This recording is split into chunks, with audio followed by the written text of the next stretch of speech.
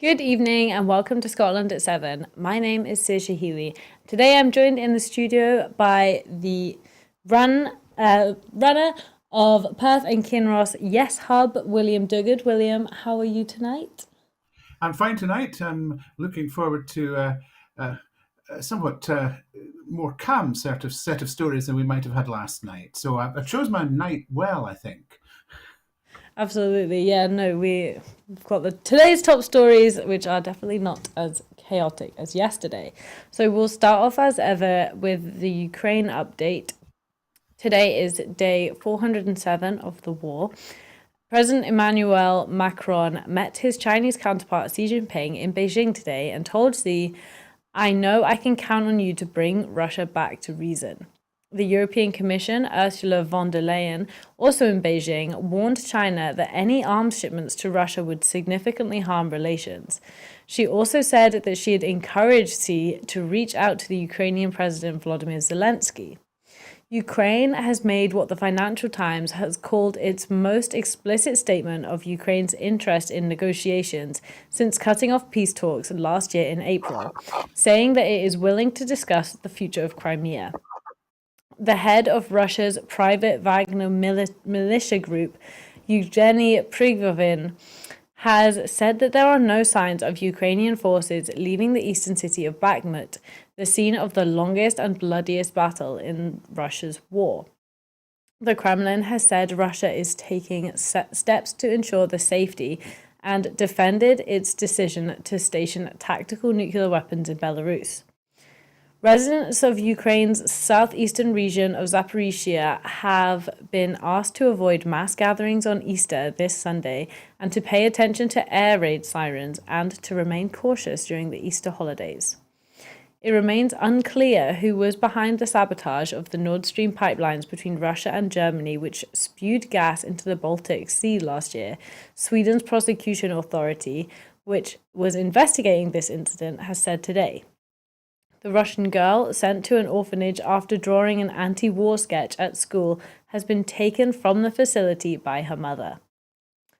A Moscow court will consider an appeal by lawyers for Evan Gershkovich, the Wall Street Journal correspondent arrested on espionage charges in Russia, to lift his pretrial detention at a hearing on the 18th of April.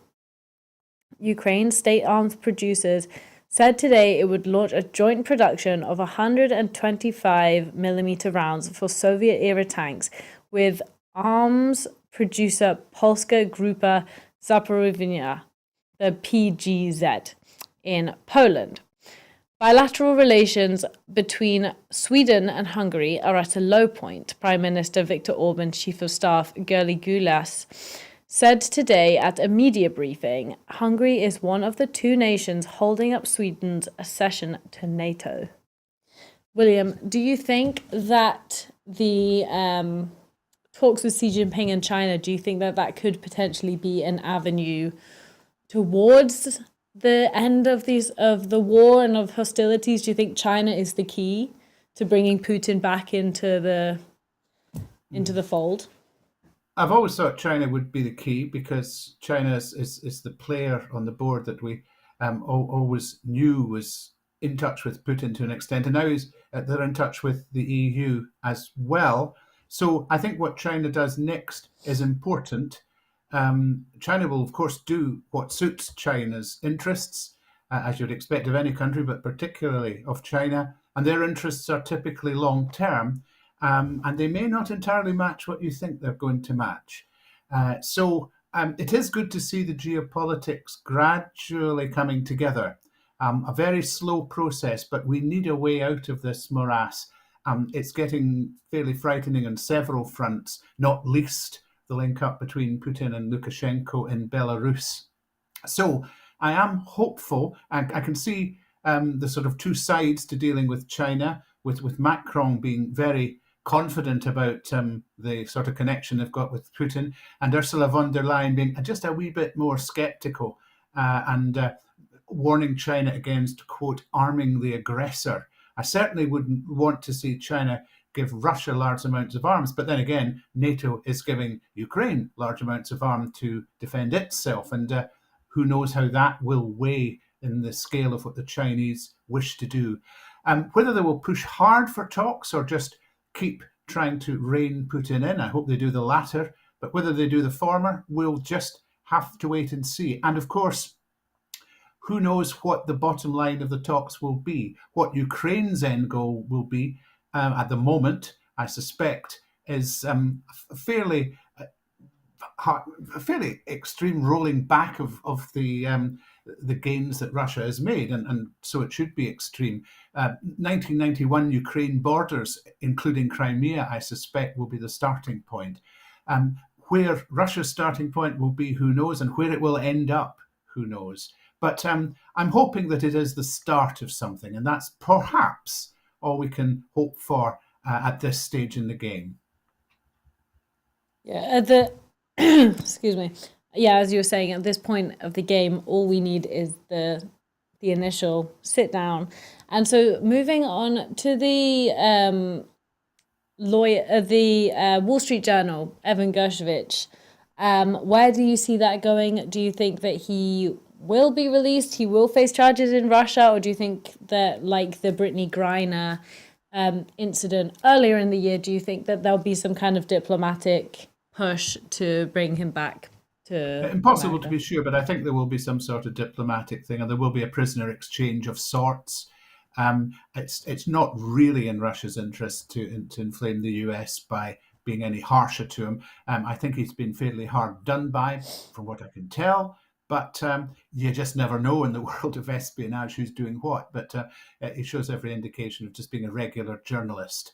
So I would hope that that would be resolved, but it may not be immediate. I think they'll want to do a wee bit of saber rattling, and there'll be plenty of shows of strength, etc., before anything is totally resolved. I mean, Russia hasn't really got the best track record when it comes to journalists, so it'll be interesting to see. But as you're saying, hopefully there will be some kind of prisoner exchange. So moving on to the first story of the night. Charges to income tax in Scotland have come into force and are estimated to raise more than £500 million of additional revenue this financial year to support vital public services. The tax rates for earning between £12,571 and £43,662 remain the same, while earnings above £43,663 are now taxed at a higher rate of 42%. The threshold at which people pay the top rate of tax has been reduced from 150,000 to 125,140, with earnings over that threshold now taxed at 47%. According to the Scottish Fiscal Commission, these charges will raise 129 million in the years 23 to 24. The higher rate threshold will also remain at its 22 to 23 level, applying to earnings over 43,662, which will increase revenue by a further £390 million when compared to the uprating threshold by inflation, according to Scottish Government estimates. As the new financial year begins, Scottish taxpayers are also being encouraged to check if their tax code is correct on their first payslip. People paying Scottish tax income should have a tax code that starts with S. Deputy First Minister Shona Robertson said the decisions we have made on income tax are fair and progressive by ensuring that those who can contribute more. They strengthen our social contract and the people of Scotland, who will continue to enjoy many benefits not available in the rest of the UK, such as free prescriptions. The additional revenue will help us invest in our vital public services, including the NHS, above and beyond the funding received from the UK government. At the same time, the majority of taxpayers in Scotland will still be paying less income tax than if they lived in the rest of the UK. Now that the new financial year has started, I'd also encourage people to check the tax code is correct on the first payslip they get. If you think your tax code is wrong, you can check your details with HMRC, who will be able to help. The new Scottish income tax bands and rates for the financial year are The starter rate is at 19%, which is from 12,571 to 14,732. The basic rate, which is sitting at 20%, is 14,733 to 25,688. And then that goes to the intermediate rate from 25,689 to 43,662, which is sitting at 21%. The higher rate band is sitting at 42%, which is going from 43,663 to 125,140. And then finally, the top rate, which, as previously said, is 47%, is anything over 125,140. So, William, do you think that the decrease in the amount that a top earner has to earn before hitting that 47%, do you think that that's doing enough to target the highest earners in society, in the economy? Do you think that this is the correct kind of policy? Well, I think it's a more progressive policy than you see in the UK as a whole, in England particularly.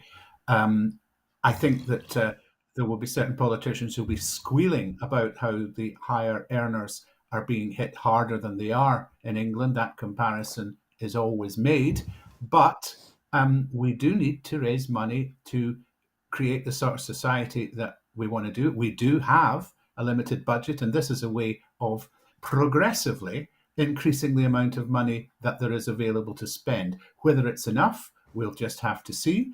I think it's a not unreasonable way to go because there are two sides to the equation. There are the tax that you pay, and there are the services that you get for it. And in Scotland, you do, as Shona Robison pointed out, get free prescriptions, free college tuition, and a larger age range for free bus travel.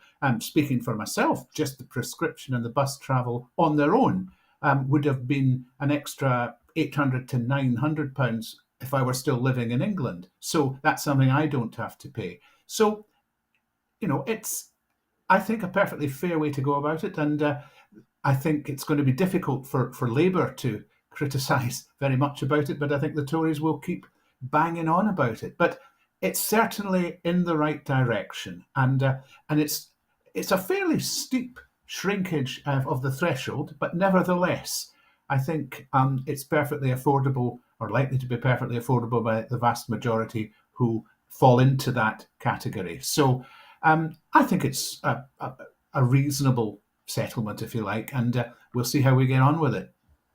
You mentioned the inevitable critiques from the Conservative Party. What do you envisage is going to be what the critiques are going to be from the Conservatives regarding the new tax policy?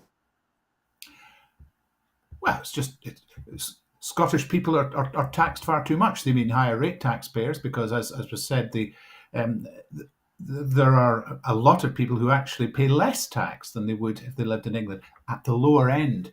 But we'll have spectacles. We've had spectacles in the past, such as I'm sorry to be personal about it, but Roddy Dunlop, the Dean of the Faculty of Advocates, saying, "Why don't I just move to Berwick-on-Tweed then?" Which was a little bit of grandstanding, but just the sort of thing that would be. You could just imagine Douglas Ross on the sideline with his wee flag, waving it enthusiastically. It's a nonsense because, as I say, there are two sides to the equation, and people get, I think, pretty good value for the tax that they do pay in Scotland, and long may that continue. Couldn't agree with you more. I think maybe if all the Conservatives do just move south of the border, that would not be a bad thing. Steady. Sorry, retract that statement. I can't say that on air.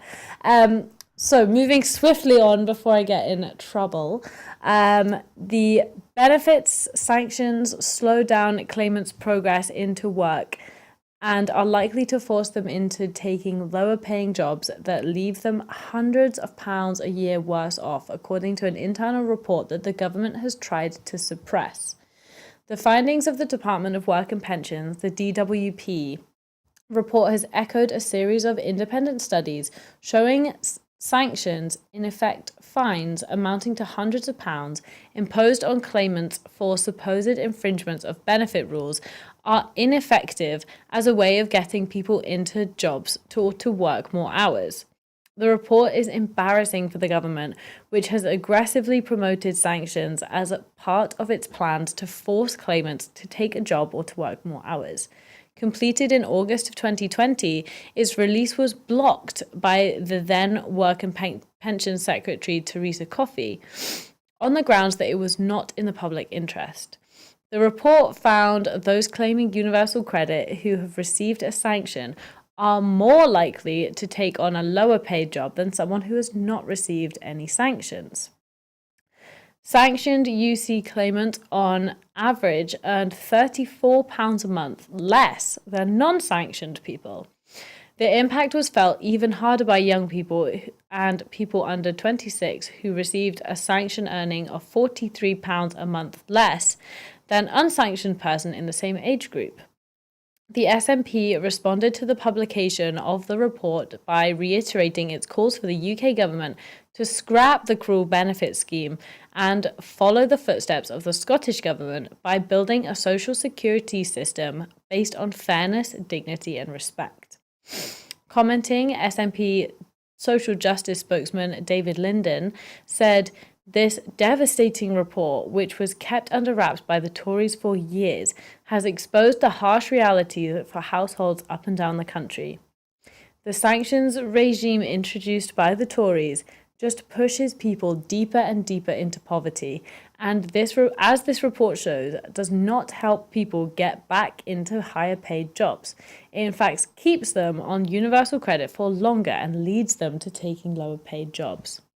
William, what do you make of the suppression of this bill by the Conservative government? Well, the idea that something is not in the public interest when it so patently is worth commenting in. I think it's certainly not anything that Therese Coffey was interested in the public finding out about, because we go on to all the time. We get the line from Westminster that work is the key. But this sort of level of sanctions, some of them fairly not rigorously applied, but unfairly applied, I have to say, particularly in the early days and probably still. This forces people into lower paid work because they're put in immediate financially difficult straits.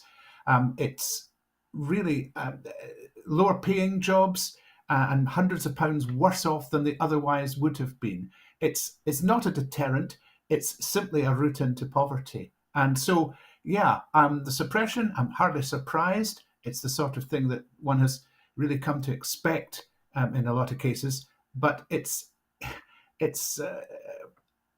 really not justified at all. And I'm glad that it's out now. It would be embarrassing for the government, or at least it would be if the government had any capability of feeling a sense of shame. But there you go. And so what do you think could be the result if the Conservative government do double down on these policies and say that we are going to continue with the sanctions despite this report? I think they are doubling down on it. Jeremy Hunt, in his budget speech, talked about applying the sanctions more rigorously.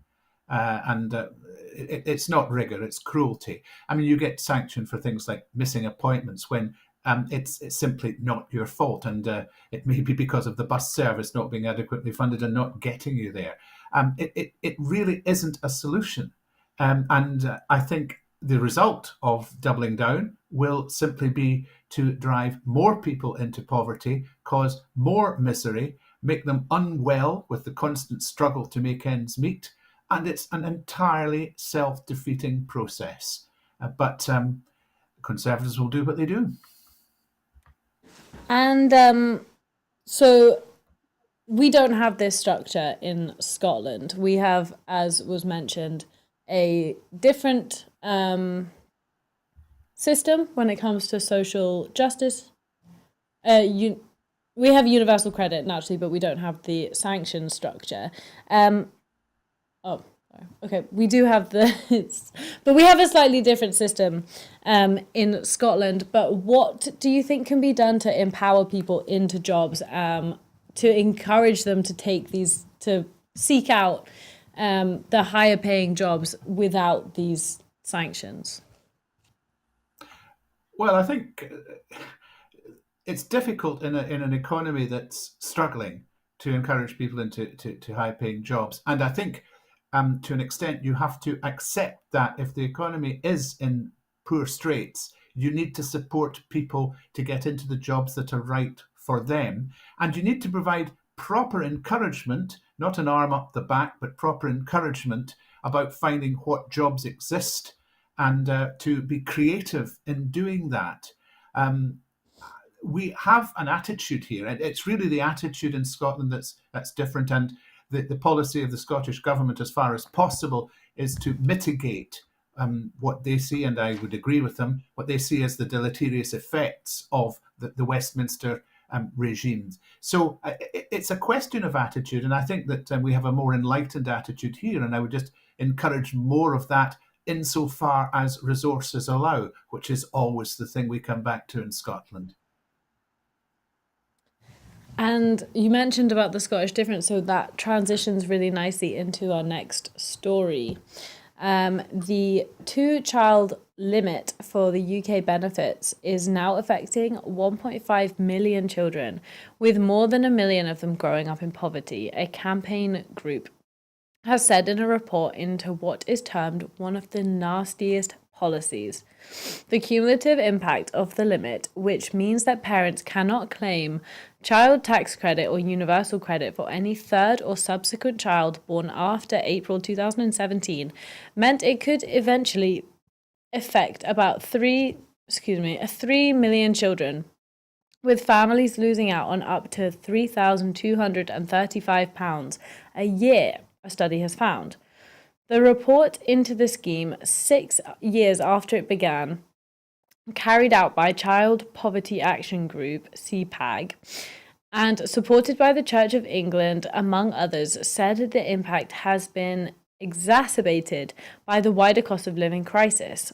Submissions from 3,000 plus parents who have taken part in the ongoing CPAG survey about the two-child limit found that in the last year, many more families had struggled to pay for power bills and for food.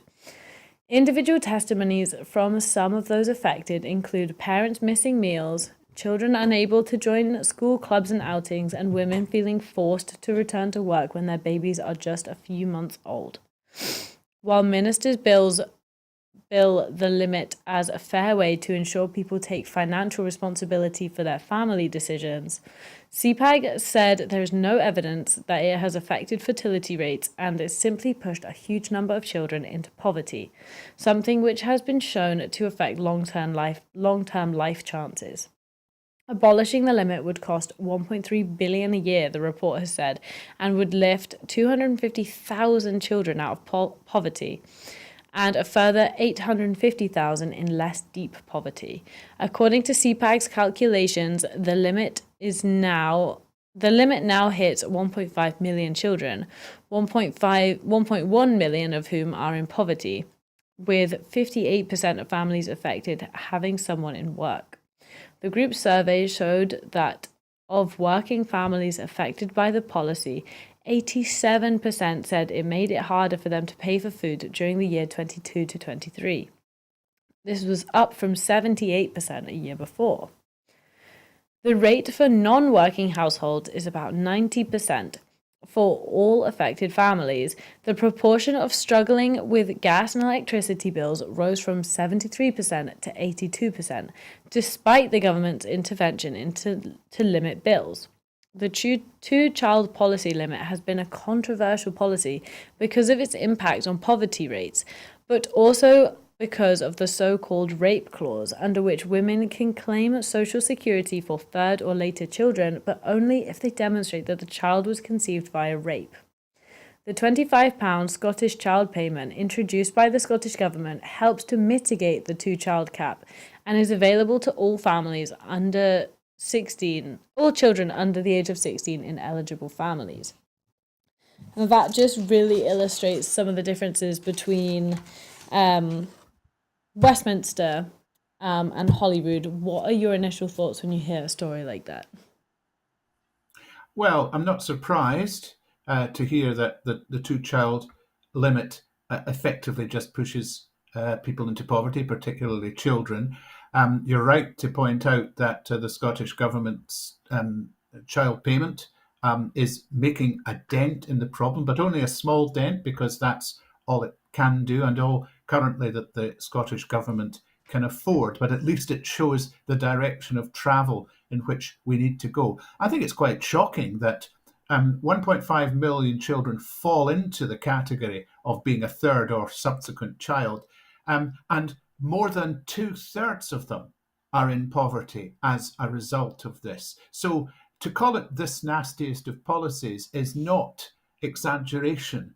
And there are all sorts of knock on effects from it, such as women being forced to return to work when their babies are only a few months old. Um, there are long term life chances, as you mentioned. So I'm glad that the Scottish Government has at least got the will to do something about this. How much nicer it could be if we could completely rewrite the system and be doing it for ourselves. Because I think, like many other countries, we would do it in a far more humane, far more human way. And I look forward to that. But yeah, 6 years in and a litany of failure. Will they listen? I very much doubt it. And what do you think that it tells you about the current Westminster government that this policy, even though that there has been um, this report and this findings that this policy just isn't working, that they are doubling down on it? Do you think that this is casting any kind of shadow over the Sunak government, or do you think it's just another kind of chink in the armor? Well, there is a discrepancy between the way in which the poor, the less well off, are treated by the government and how the better off. I mean, that's been obvious for years and years and years, and so it continues. The most recent budget was effectively a handout to the extremely rich. 1.3 billion spent on ditching the two-child limit would be money well spent because you would avoid a lot of the knock-on problems, which ultimately will require the government to spend money in making them better and alleviating them. So I think the government is basically playing to its constituency. That's all it's doing. It's one of the dog whistles. The poor are feckless. The rich are great businessmen who will trickle down their wealth to us, and they should be applauded. And that, they think, is what will get them the votes next time, along with something we may be talking about earlier, which is the attitude to asylum seekers. So again, it's just a case of they will do what they do. That is the characteristic of this government at this time. And I think the opposition in Westminster needs to be a wee bit more forceful about its solution and how it would deal with those situations, because there's a lot of ground to be won there, I suspect. And moving on to down south to Dover, the bank holiday travel chaos has already started at the port of Dover, where large queues have begun to form ahead of the long weekend of Easter. The wait for passport checks at the Kent port on Thursday morning was approximately 90 minutes, according to the ferry operator DFDS. Holidaymakers fear a repeat of last weekend when thousands of people were delayed with wait of up to 14 hours. The delays have been blamed on Brexit, as French border officials have to carry out extra checks and stamp UK passports. The DFDS said high volumes of traffic had caused the queues at border control and assured passengers, once you arrive at check-in, we will get you away as quickly as we can. One passenger responded, "We have been standing for 50 minutes and there has been no movement whatsoever." P&O Ferries also warned earlier in the day of large queues at the entrance to the port of at least 60 minutes. They told their customers, please allow additional time onto your journey if possible, and rest assured, should you miss your crossing, you will be on the next. Port officials said they had held an urgent review with the ferry operators and the French authorities in an attempt to avoid a repeat of last weekend's delays. Coach operators booked onto the busy Good Friday sales have been asked to spread travel to Thursday and Saturday in the hope that it will ease the waiting times. Additional temporary border control infrastructure has also been installed. Delays are also expected across journeys by road, rail, and air. Air traffic controllers are on strike in France and have grounded many flights from, to, and over the country, and British Airways have cancelled 20 flights on Thursday that would have used French airspace. William, how much of this do you think is the fault of Brexit, and how much of this do you think is stemming from the obvious protests and unrest that they're having in France just now? I don't think a lot of it has to do with the protests in France. It's, I think, one of the results of not Brexit in itself, because we voted for Brexit, of course, or rather, well, we didn't in Scotland, but the UK voted for Brexit, but they didn't necessarily vote for the sort of Brexit that the UK government then went ahead with. And part of what they went ahead with was specifically requesting the French authorities to carry out these fairly rigorous checks that they're complying with. I mean, basically, that's it. And this is a particularly busy time. Other aspects of transport are a problem. We did have a big problem at the weekend with coaches specifically. Now we seem to have the problem with queues of cars as they try to get away for the weekend. And you know, the sign that it's Brexit, obviously there are other things contributing to it, but the sign that the fundamental thing is Brexit is the thing that's changed, because Easter has been busy for a very long time. But having to do the checks, and I would add, later in the year, when we have to, it would seem, impose the fingerprinting entry and exit system with biometrical checks as well to come. This is something that will recur time and time again until we find a way to make it smoother again. And that, I believe, will ultimately have to be relinking with the EU. The explosion in travel to the EU occurred because we were in it. And, people were encouraged to go abroad and it was easy. And now they're used to it. And we don't want to go back. We want it to work, and it's for the governments and the authorities to make it work. And there needs to be a lot more effort put into that, I think. It'll be interesting to see in the future how that goes.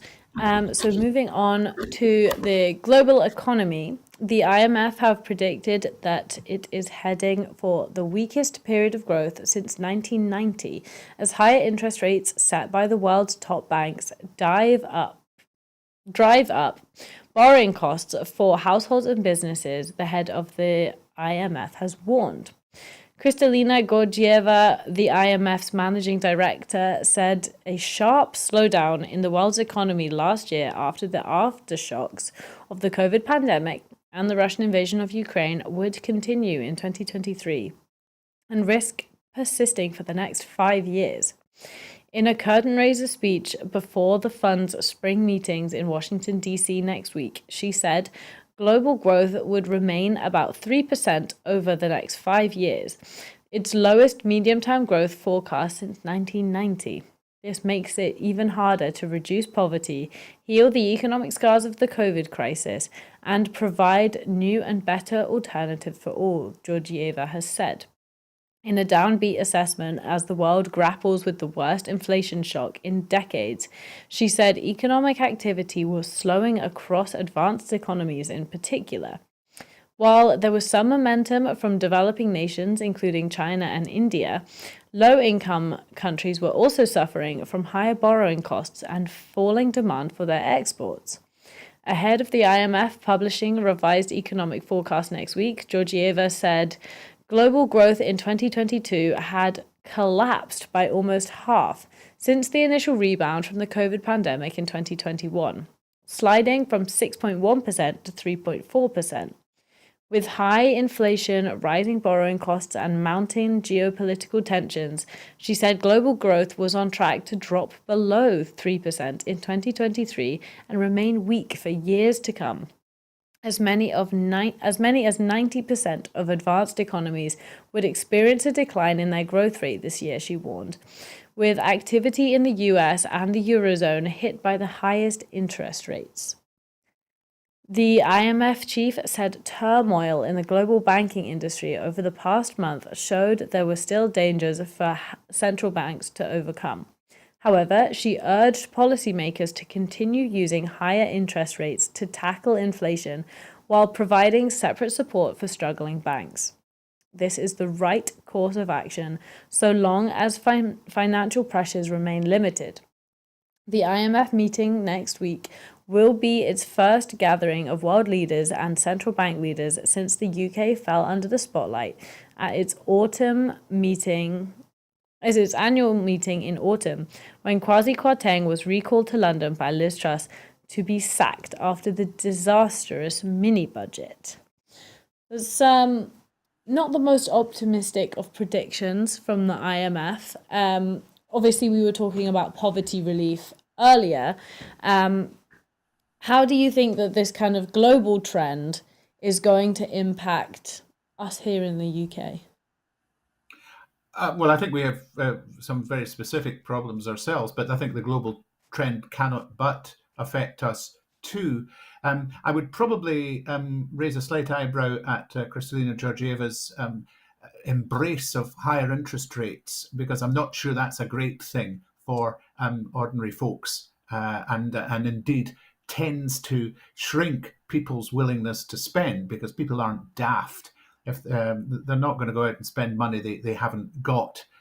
So there is that. But we have had so many things one after the other. I think she likened it to climbing one hill after another. We had COVID, and then we had Ukraine, and then we had inflation. And now it looks as if we may have just the beginnings of widespread banking insecurity. So these are just fairly a frightening set of things that we've had to do.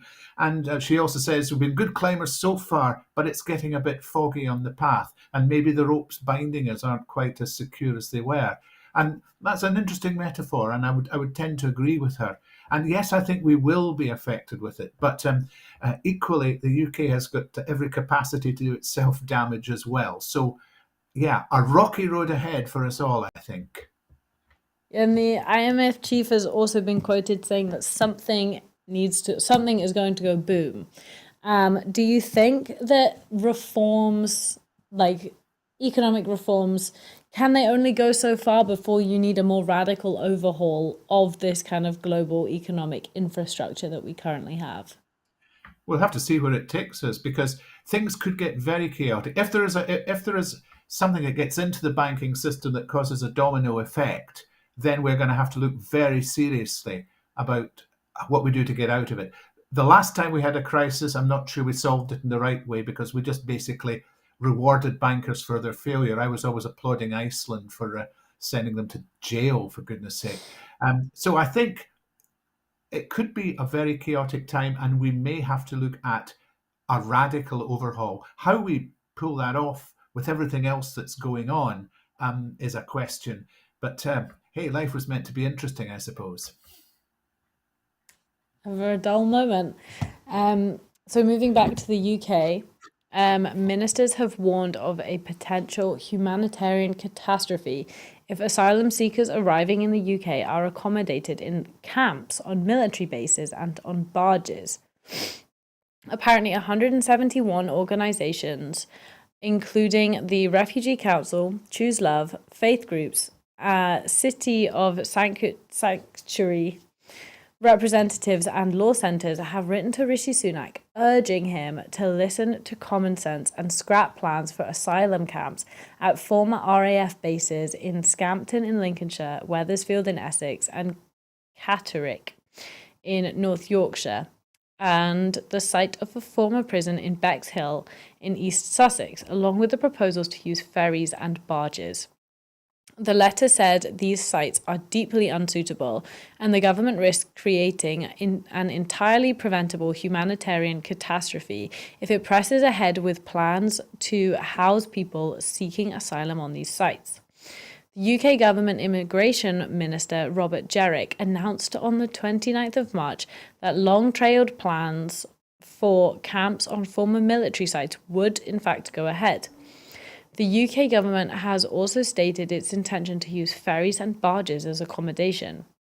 The new sites follow the government's withdrawal last year of the plan for a site on the ex-RAF base in Linton on Ouse, in North Yorkshire, after a campaign by local people and refugee supporting organisations.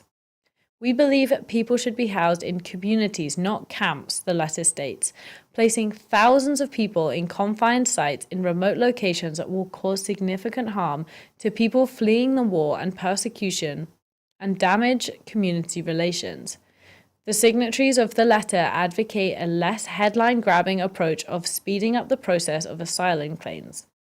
The safest, quickest, and most cost-effective way to end the use of hotels and fix the problems in our asylum accommodation system would be through making fair and timely decisions on people's asylum claims. It calls on the UK government to recommit to working in partnership with local authorities and devolved administrations to improve asylum dispersal and accommodation.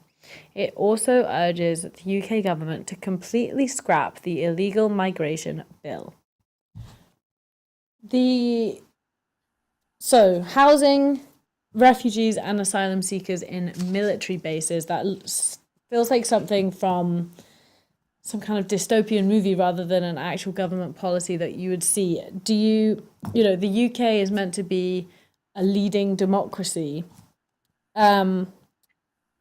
Is this, what you would expect from a country that, holds itself in such high esteem with democracy promotion? Well, the UK's treatment of asylum seekers is a common topic in Broadcasting Scotland, and that's because we always keep hearing that the bad news about what the government is planning. I think it's a disgraceful way to look at asylum seekers who we seem to think are nuisances and nothing more, whereas they're already traumatized people whose lives have been turned upside down and would like nothing better actually than to go back to where they came, but to a safe place, for it to be a safe place. They don't have that.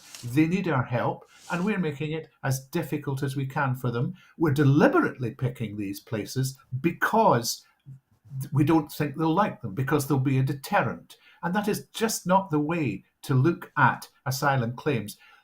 These organisations are quite right to say that the way to fix this is to speed up the system, resource it properly. You'd have thought that a government that doesn't like spending money on things other than very rich people would appreciate something that would save them money in the long term. And we see none of that. We have statements from Robert Jenrick, such as the use of expensive hotels must stop, by which he means using the hotels expensively must stop, because if they were short stops for a claim that was quickly dealt with, and then you had a clear path through to either bringing somebody into the country or a clear route for returning them to at least another safe country that might take them, if you had those things in place, you could actually have something that was a humane and properly run and just asylum system. I repeat again, this is going to be an ongoing thing. Over the next couple of decades, the climate crisis is going to cause mass migration. We have all got to think about how that will work for us. And I think all countries have got to work together to make it even viable. Not encouraged by, again, the constant doubling down from the UK government. And I think it's simply for electoral gain. It's dog whistles because they think that the constituency that will support them is effectively racist, pulling up the drawbridge. And it certainly isn't Scotland. But I also suspect it's not true of a large part of England as well. I know it's like you were saying, with the dog whistles and everything, it's horrible. So moving on, women who have been found to have higher levels of the so-called forever chemicals in their blood have a 40% lower chance of becoming pregnant within the first year of trying to conceive, according to the first known study on the effect of the PFAS drug on female fertility. The PFAS, or per and polyfluoractyl substances, have been found in almost everyone tested for them, with 99% of people in the US contaminated. The research was conducted in Singapore, where contamination levels are lower, but the scientists still found a strong correlation with reduced fertility. The PFAS are a group of chemicals that are water and oil resistant and are used in a vast array of products, from non-stick cookware and food containers to clothing and furnishings. They are often called forever chemicals because they are very slow to break down in the environment and are now widely found in water and soil. They have become increasingly linked to health damage, including cancers, liver, kidney, and thyroid disease. Some PFAS have been banned in more than 12,000 chemicals. They've been banned, but more than 12,000 chemicals in the class have been produced.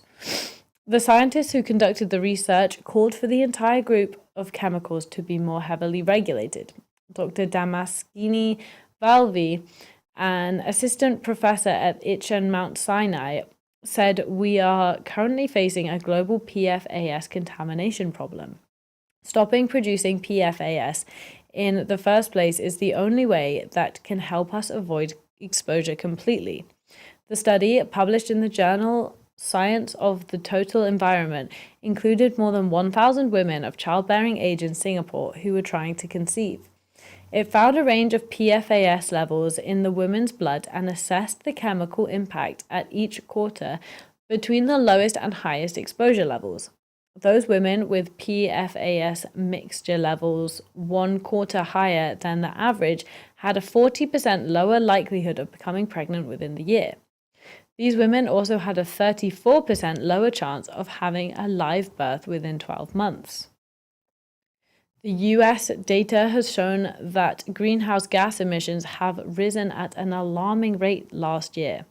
Record temperatures, devastating floods, and superstorms are causing death and destruction across the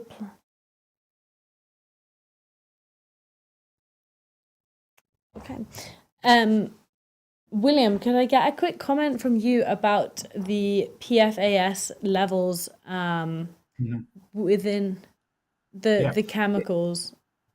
This is part of the ecological nightmare that we've been building for ourselves over the last few decades. There are thousands upon thousands of these PFAS, and quite right that a partial solution to banning some of them ain't going to cut it. But how do you go about cutting them out entirely? It's a complicated business, and I strongly suspect the damage is already done. And we're seeing the results now in the figures on female fertility. I don't think we yet have figures on male fertility, but I suspect that may well be a problem as well. So this is the world in which we are, and how do we fix it? That is the problem in so many areas. This being one, and as you're about to say, greenhouse gases being the other. Yeah, from one ecological disaster to the next. So death and destruction across the planet, but humans are failing to cut out greenhouse gas emissions, fueling the climate emergency, new US data has shown. Atmospheric levels of CO2, methane, and nitrous oxide, the greenhouse gases emitted by human activity that are most significant contributors to global heating, continued to increase rapidly during 2022, according to the National Oceanic and Atmospheric Administration, NOAA. Carbon dioxide levels rose by more than 2 parts per million for the 11th consecutive year, the highest sustained rate of CO2 increase since monitoring began 65 years ago. Before 2013, scientists had never recorded 3 consecutive years of such high CO2 growth. Atmospheric CO2 is now 50% higher than the pre-industrial levels. The 2022 methane rise was the 4th largest since records began in 1983, following record growth in 2021 and 2022, and now stands at an average of 1,912 parts per billion. Methane is a potent greenhouse gas less abundant than CO2, but which warms the Earth's atmosphere much faster, and today is responsible for about 25% of the heat trapped by greenhouse gases. Methane levels in the atmosphere are now more than 2.5 times their pre-industrial level. The oil and gas sector is the largest industrial source of methane, which can also cause medical complications, fires, and even engine failure, leading to helicopters falling out of the sky. Levels of nitrous oxide, the 3rd most significant anthropogenic greenhouse gas, are now 24% higher than pre-industrial levels, following a 1.2 parts per billion rise last year. Fossil fuel-powered vehicles, cars, buses, trucks, farm machinery are now a major source of nitrous oxide, which is harmful to human health and water sources. But the primary culprits behind rising nitrous oxide levels has been, in recent decades, synthetic fertilizers and livestock manure from industrialized agriculture. Scientists have been warning of catastrophic consequences for decades, yet meaningful climate action to cut fossil fuels use and other harmful human activities has been delayed and blocked, in part largely due to the influence of industries such as oil and gas, agriculture, defense, and automobiles. William, can I get a quick, what are your thoughts on the oil and the gas industries, especially on agriculture? As you know, with the methane, there needs to be an overhaul of the farming practices. Do you see this happening in the near future, and how pressing do you think it really is? Oh, it's extremely pressing. We had our final warning from the Intergovernmental Panel of Climate Change last month. Um, this is just another piece of evidence that shows we're going rapidly in the wrong direction. We need to be stopping things like oil and gas production, as well as indeed overhauling many of our existing practices right now. And yet we've got such things as the UK looking at new oil and gas fields. You've got Joe Biden approving a large drilling project in Alaska. And you've got, of course, a war in mainland Europe. And we're going exactly the wrong way if we want to save this planet for ourselves. Actually, the planet will be fine. It will reject us simply, and probably much of the other species we take with us. I fear it's already too late, to be honest, because we keep having reports like this and people keep giving us warm words and nothing more. And that, again, I regret to say, is where we are now.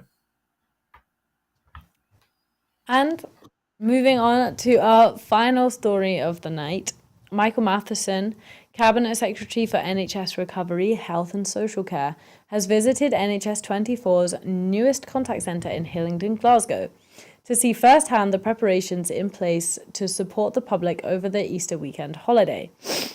The 111 service, which is delivered by NHS 24, expects to manage around 39,000 calls over the 4-day weekend, when many GP and pharmacy services will be operating on public holiday hours.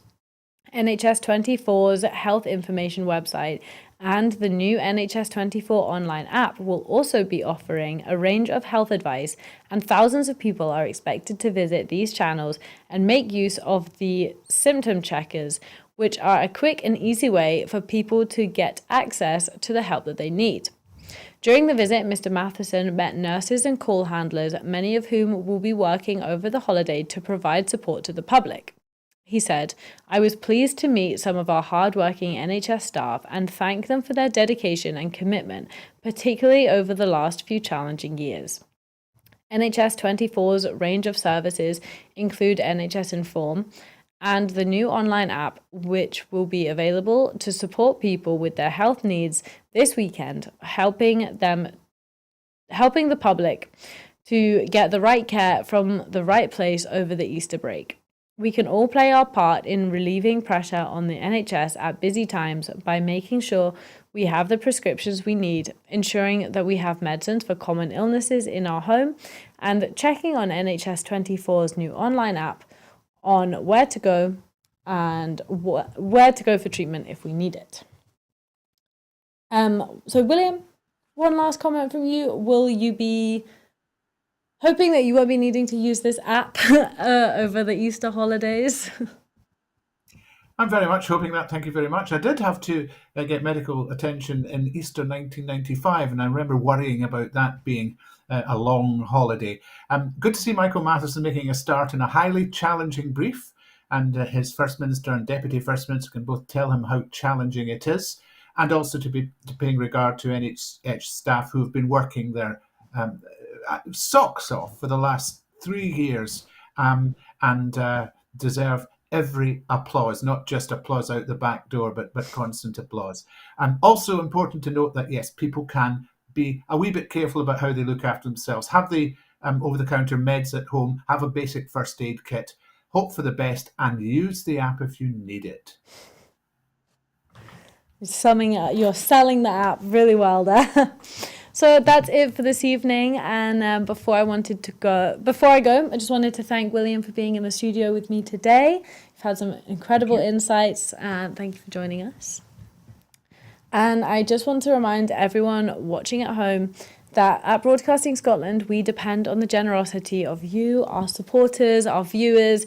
So to everyone who's donated and to everyone who makes regular monthly payments, thank you so much already. Of course, our programs will always be free to view. However, if you can afford £5 a month, please consider becoming a Broadcasting Scotland supporter.